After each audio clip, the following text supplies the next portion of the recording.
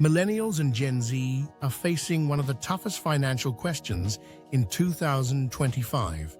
Is it smarter to rent or to buy a home right now? On one hand, mortgage rates are still elevated, making buying more expensive than it was just a few years ago. On the other, rents continue to climb, eating away at disposable income. So which choice actually makes sense in today's economy? Let's break it all down. The costs, the lifestyle trade-offs, and the scenarios where renting or buying could be the smarter move in 2025. Section 1. Rising mortgage costs versus rising rent. First, let's set the stage. In 2021, the average US mortgage rate was around 3%. Today, in 2025, it's closer to 6-7%. That means monthly payments on a home have nearly doubled in just a few years. At the same time, home prices remain high because inventory is tight. Even with slower demand, sellers aren't rushing to cut prices. Now, let's look at rents. National rents are still climbing, up about 4 to 5% year over year in most major cities.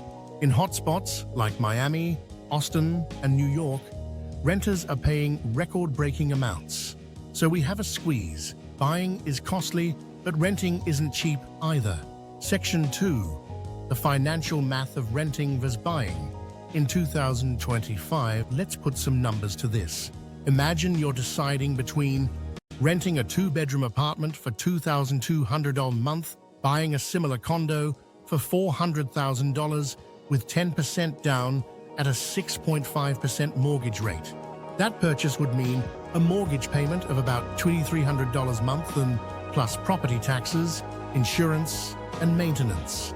Realistically, you're looking at $2,800 and $3,000 a month all in. So, in pure monthly cost, renting wins. But here's the twist. Renters don't build equity. Homeowners, even with higher costs, are slowly paying down a mortgage and building wealth over time. The break-even point often comes after 5 to 7 years. If you plan to stay in one place long enough, buying may still be financially smarter in the long run. Section 3. Lifestyle flexibility versus building equity. But money isn't the only factor. Lifestyle matters too. Renting offers flexibility. You can move for a new job, change cities, or downsize easily. You don't have to worry about repairs, property taxes, or selling in a down market. Buying offers stability and equity. Your mortgage payment stays predictable. Unlike rent hikes, you're building an asset that could appreciate in value. There's also an emotional factor.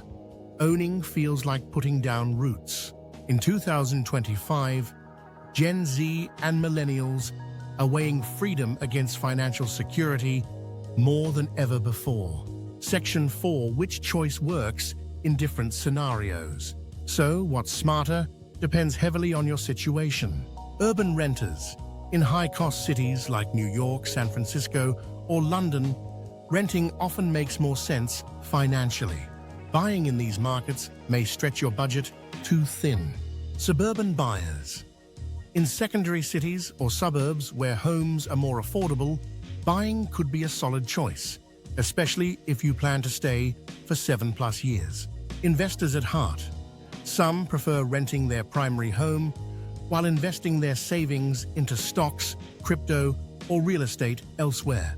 That strategy can sometimes outperform homeownership.